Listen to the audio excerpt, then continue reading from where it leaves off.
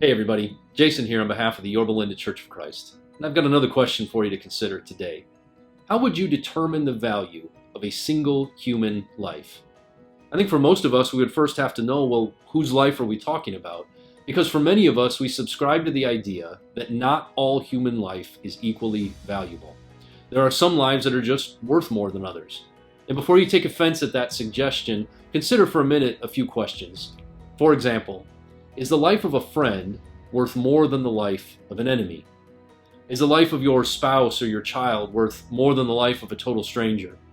Is the life of someone who lives close to home worth more than the life of someone on the other side of the world? Is the life of someone who looks like you and sounds like you and acts like you worth more than the life of someone who doesn't? Is the life of an unborn child who is wanted by its parents worth more than the life of one who isn't? Is the life of an elderly person who suffers from underlying health conditions worth as much as a healthy person who doesn't? You see, the bottom line is, left to our own devices, we are terrible at determining the value of human life. Give us an opportunity to devalue a life, and we will, more often than not, do exactly that. The Bible, however, provides us with a different picture entirely. The Bible gives us a solution to all of this that is simple and yet profound, and I'd like to share it with you. We can find it in passages like 1 Corinthians chapter 6, where the Apostle Paul writes to the church in Corinth, and he talks about the value of our life. In 1 Corinthians chapter 6, starting in verse 18, the Apostle Paul writes, "Flee from sexual immorality. Every other sin a person commits is outside the body, but the sexually immoral person sins against his own body.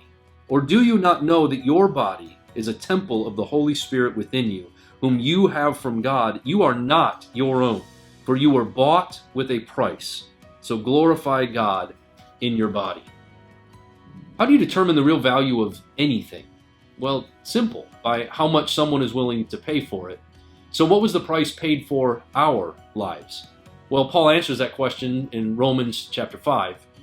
In Romans chapter 5, starting in verse 6, the Apostle Paul writes, "For while we were still weak, at the right time Christ died for the ungodly. For one will scarcely die for a righteous person, though perhaps for a good person one would dare even to die. But God shows his love for us in that while we were still sinners, Christ died for us. Since therefore we have now been justified by his blood, much more shall we be saved by him from the wrath of God. For if while we were enemies we were reconciled to God by the death of his Son, much more now that we are reconciled shall we be saved by his life." Maybe the best way to determine the value of someone's life is to ask, well, what would I be willing to give in order to save them? Jesus proves how valuable our lives are by giving his life in order to save ours. So let me ask you the question in another way. What is the value of your life?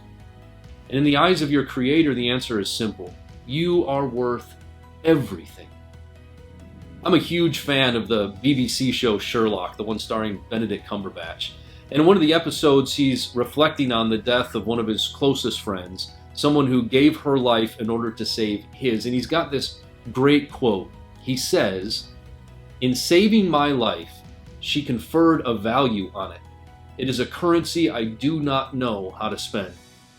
If Jesus has determined the value of our lives through the sacrifice that he made on our behalf, then how are we going to decide to spend that currency? And that is a question worth pursuing. We would love to tell you more about the good news of Jesus. If you have any questions about who he was or what he taught or what that might mean for your life, then please reach out to us. We would love to study with you more.